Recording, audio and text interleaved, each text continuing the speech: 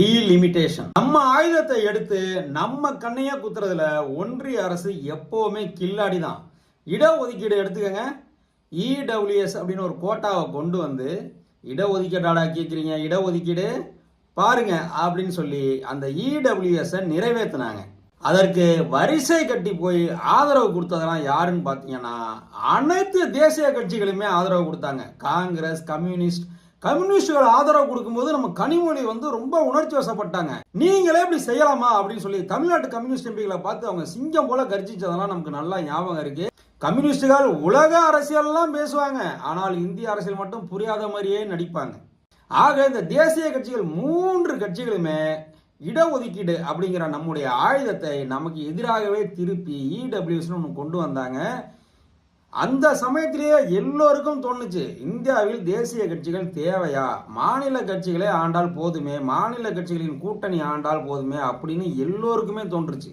அதை தொடர்ந்து பார்த்தீங்கன்னு சொன்னால் ஒன்றிய அரசு தேசபக்தின்னு சொல்லி என்னென்ன சட்டம்லாம் கொண்டு வருதோ காங்கிரஸும் கம்யூனிஸ்டும் அதை ஓடி போய் ஆதரிச்சாங்க. இப்படி அடுத்ததாக 33% பெண்களுக்கு இடஒதுக்கீடு கொடுங்க பாராளுமன்றத்தில், சட்டமன்றத்தில்னு சொல்லி நம்ம நீண்ட காலமாக சொல்லிட்டு இருக்கோம்.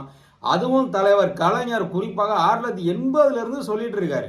அதற்காக எத்தனையோ முறை கடிதங்கள் எழுதியிருக்காரு மத்திய அரசுக்கு. நம்முடைய எம்பி கனிமொழி அவர்களும் தொடர்ந்து அதை வலியுறுத்திக்கிட்டே வந்தாங்க பல ஆண்டு காலமாக. இன்றைக்கு அதை ஒரு காரணமாக காட்டி 33% இடஒதுக்கீடு கொடுக்கணும் இல்லையா, அதற்கு ஏற்ற மாதிரி எம்பிகளை அதிகரிக்கணும் அப்படின்னு சொல்றாங்க பாஜக அரசு. ஆனால் அதிகரிச்சா கொடுக்க சொன்னோம், ஏற்கனவே இருக்கிறதுல 33% கொடுங்கன்னு சொன்னோம். இப்போ எம்பி கோட்டாவை அதிகரிச்சா என்ன ஆகும், மக்கள் தொகை அடிப்படையில் அதிகரிக்க போறாங்க போல இருக்கு. அதற்காக சிறப்பு கூட்டத்தொடர் அப்படின்னு சொல்லி இந்த 16, 17, 18 ஒரு திணிப்பு தொடரை கூட்டுறாங்க.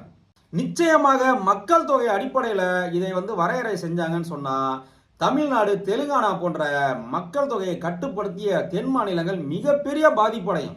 இப்போ 5 லட்சம் பேருக்கு ஒரு எம்பி அப்படின்னு கொண்டு வராங்கன்னு வச்சுக்கோங்க, என்ன ஆகும், மக்கள் தொகை அதிகமாக இருக்கிற மாநிலங்களில் அதிக எம்பி கிடைப்பாங்க, அதிகாரம் முழுக்க அவங்க கைக்கு போயிடும்.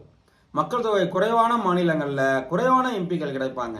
நிச்சயமாக இது ஒரு சர்வாதிகார போக்குக்கு இட்டு செல்லும். இந்த டீலிமிட்டேஷன் குறித்து தெலுங்கானா முதல்வர் ரேவந்த் ரெட்டி என்ன சொல்லியிருக்காருன்னு சொன்னா, ஜிடிபி அடிப்படையில் இதை விரிவுபடுத்தணும், சும்மா மக்கள் தொகை அடிப்படையிலாம் பண்ணக்கூடாது அப்படின்னு சொல்லியிருக்காரு. அவர் சொல்றது கூட ஓரளவுக்கு ஒத்துக்கலாம், சயின்டிஃபிக்கா இருக்கு.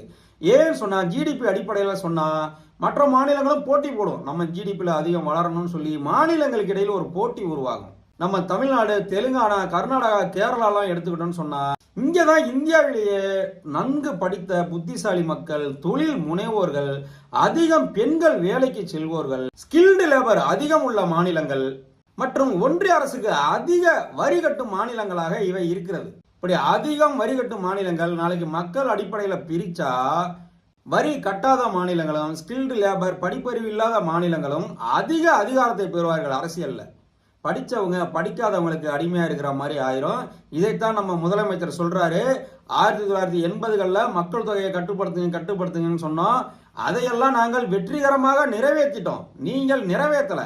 இப்படி வெற்றிகரமா நிறைவேற்றினதுக்கு எங்கள் தண்டனையா எங்களுக்கு அப்படிங்கிறாரு. நாளைக்கு இந்த சிறப்பு கூட்டத்தொடர்ல மக்கள் தொகை அடிப்படையில் மட்டும் பிரிச்சு தமிழ்நாட்டுக்கு தீங்கு ஏற்பட்டால் 1960, 70 பார்த்த திமுகவை பார்ப்பீங்க, ஒவ்வொரு குடும்பமும் தெருவில் உட்காரும் அப்படின்னு சொல்லியிருக்காரு. பொதுவாக நம்ம முதலமைச்சர் யார் பேச்சுக்கும் ஒன்றும் பதிலாம் சொல்ல மாட்டார். அதாவது சாதாரண பேச்சுக்கெல்லாம் சீமான், விஜய் இவங்க பேசுகிற பேச்சுக்கெல்லாம் பதில் சொல்ல மாட்டார். ஆனால் இது போன்ற முக்கியமான விஷயங்களுக்கு அவர் நேரடியாக பாஜக அரசுக்கு எச்சரிக்கை விடுத்திருக்காரு. நம்முடைய சுதந்திர போராட்ட வீரர்கள், ஃபவுண்டிங் ஃபாதர்ஸ் இந்த மாதிரியெல்லாம் எதிர்பார்த்து வலதுசாரிகள் கைக்கு போகும்னு சொல்லி அரசியலமைப்பை உருவாக்குனாங்க. இந்திய அரசியலமைப்பை உருவாக்கும் போதே அதை ஒரு பேரரசு அடிப்படையில் உருவாக்கிட்டாங்க. இதை நிறைய பேர் மிகப்பெரிய தவறுன்னு சொல்லுவாங்க. இப்ப நம்ம ஊர்லயே எடுத்துக்கிட்டா நம்முடைய அன்புக்குரிய பெரியார், அண்ணா அவர்கள்லாம் மொழிவாரி நாடுகளாக பிரிக்கணும் அப்படின்னு சொன்னாங்க. பெரியார் குறிப்பாக தமிழ்நாடு தமிழருக்கே அதை விட்டுருங்கயா, தனி நாடா விட்டுருங்க எவ்வளோ சொன்னாங்க. பேரறிஞர் அண்ணா அவர்கள் அப்பெல்லாம் இவங்களெல்லாம் சமாளிக்க முடியாது அப்படின்னு சொல்லிட்டு, ஐயா இந்தியாவை ஒரே நாடா ஆக்கிடாதீங்க, அட்லீஸ்ட் தென் மாநிலங்களையாச்சும் பிரித்து திராவிட நாடாக கொடுத்துருங்க, நாங்கள் எங்களுக்குள்ள ஒத்துமையாக இருந்து ஆண்டுக்கிறோம், நீங்கள் ஆரிய வர்த்தம்னு எடுத்துக்கங்கன்னு எவ்வளோ சொன்னார். ஆனால் நம்முடைய ஃபவுண்டிங் ஃபாதர்ஸ் காந்தி, நேரு மற்றும் பல தலைவர்கள் இந்தியா முழுமைக்கும் ஒரு பேரரசு சிஸ்டத்தில் அமையணும் அப்படிங்கிறதான் எதிர்பார்த்தாங்க. அவங்க அனைவருமே லிபரலாக இருந்தாங்க. அவங்க என்ன நினைச்சாங்கன்னா, நம்மளே இந்த காலத்துல இவ்வளவு அறிவாளியா இருக்கோம், அடுத்து வர ஜெனரேஷனும் மிகப்பெரிய அறிவாளியா தான் இருப்பாங்க. நம்முடைய அரசியலமைப்பை பாதுகாப்பாங்க, அனைவருக்கும் பேச்சுரிமை எழுத்துரிமை எல்லாம் கொடுப்பாங்க, அனைவருடைய குரலையும் கேட்பாங்க அப்படின்னு நினைச்சாங்க. ஆனால் இப்படி வலதுசாரிகள் கையில் போய் சிக்கும்னு அவங்க எதிர்பார்க்கவே இல்லை. அதற்கு ஏற்றாற் போல அரசியலமைப்பை எழுதிட்டாங்க. எந்த அளவுக்கு பயங்கரமா அரசியலமைப்பை எழுதினாங்கன்னு சொன்னா, சோவியத் ரஷ்யாவோட அப்படி கிடையாது. சோவியத் ரஷ்யா லெனின் காலத்துல உருவாக்குனப்ப என்ன சொன்னாங்கன்னு பாத்தீங்கன்னா, மாநிலங்கள் விருப்பப்பட்டால் அவங்க எப்ப வேணாலும் பிரிஞ்சு போய்க்கலாம் அப்படின்னு சொல்லி அரசியலமைப்பு எழுதினாங்க. அதே போல சோவியத் ரஷ்யாவில் இணைந்திருந்த அந்த மாகாணங்கள்லாம் பிரிஞ்சு போகும்போது அப்போதைய சோவியத் அதிபர் கோர்பசேவ் ராணுவத்தை அனுப்பி அதெல்லாம் அடக்காமல் அப்படியே ஃப்ரீயா போட்டுன்னு விட்டார், பெருந்தன்மையா விட்டார்.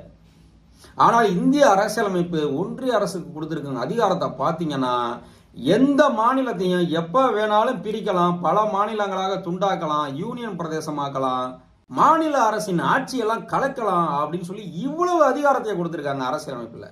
ஏன் நம்முடைய முன்னோர்கள் ஒரு பேரரசா அமையணும் அப்படின்னு நினைச்சாங்க அப்படின்னு சொன்னா, அந்த காலத்துல அடுத்தடுத்து உலக போர் நடந்துட்டு இருந்துச்சு. மொழிவாரி நாடுகளாக பிரிச்சாலும் ஐரோப்பாவில் ஒரு தாய்மொழியிலிருந்து பிரிந்து பல நாடுகளா ஆனாலும் அவங்களுக்குள்ள ஒத்துமை இருக்கிற மாதிரி தெரிந்தாலும் உண்மையிலேயே அங்க ஒற்றுமை இல்லை. ஒரு நாடுகளுக்கும் பூசல் தான் நடந்துட்டு இருந்துச்சு. அவங்க டைம்ல உலக போர், முதல் உலக போர், இரண்டாம் உலக போர்லாம் அவங்க பார்த்தவங்க. அதனால மொழிவாரி நாடுகளாக பிரிச்சு கொடுத்தாலும் அங்க ஒற்றுமை இருக்காது.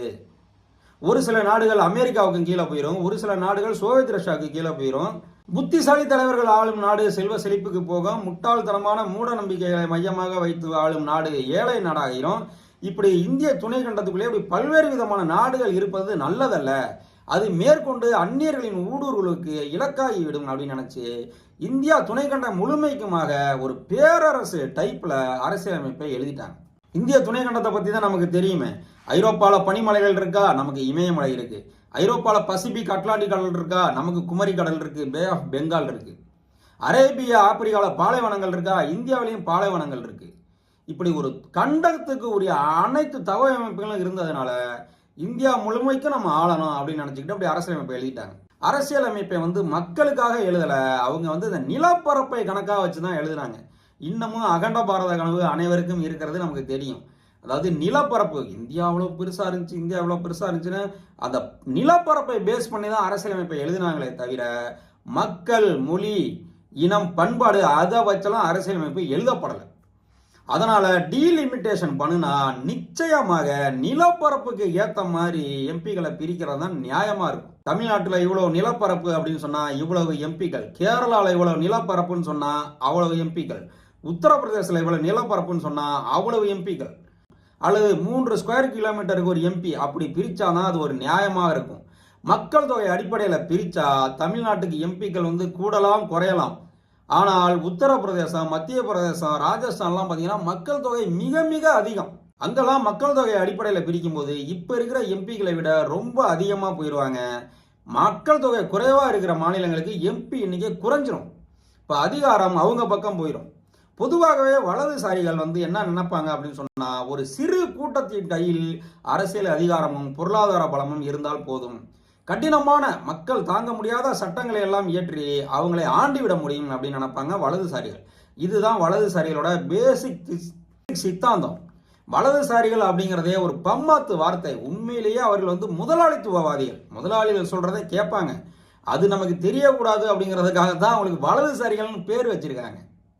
ஆனால் நம்முடைய ஃபவுண்டிங் ஃபாதர்ஸ் எல்லாம் இதை எதிர்பார்க்கல. அவங்களாம் சுதந்திரத்துக்காக போராடி அவ்வளவு தியாகம் செஞ்சவங்க. நேரு அவர்களே கிட்டத்தட்ட 9 ஆண்டு காலம் சிறையில இருந்திருக்காரு.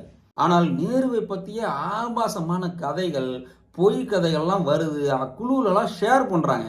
அந்த அளவுக்கு நம்முடைய முன்னோர்களின் தியாகத்தையே புரிஞ்சிக்காத ஒரு ஜெனரேஷன் உருவாகி வச்சிருக்கோம் நம்ம.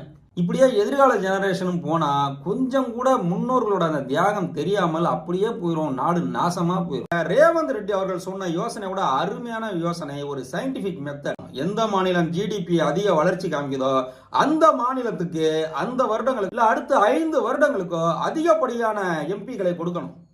அப்பதான் மாநிலங்களுக்கு இடையிலையும் போட்டி ஏற்பட்டு நமக்கு நிறைய எம்பி வேணும், நமக்கு நிறைய எம்பி வேணும்னு சொல்லி மிக சிறப்பாக செயல்படுவார்கள். ஆக இந்த டீலிமிட்டேஷன் அப்படிங்கிறது ஒரு அரக்கன். அதனால் தமிழ்நாட்டு மக்கள் உஷாராக இருக்கணும். பார்லிமெண்ட்ல 3 நாள் என்ன பேசுறாங்கன்னு கேட்கணும். தமிழ்நாட்டின் நலன்களுக்கு எதிராக எதையேனும் நடந்தால் முதலமைச்சர் மு க ஸ்டாலின் அவர்களின் பின்னால் நிற்க வேண்டியது நம் அனைவரின் கடமை. நன்றி.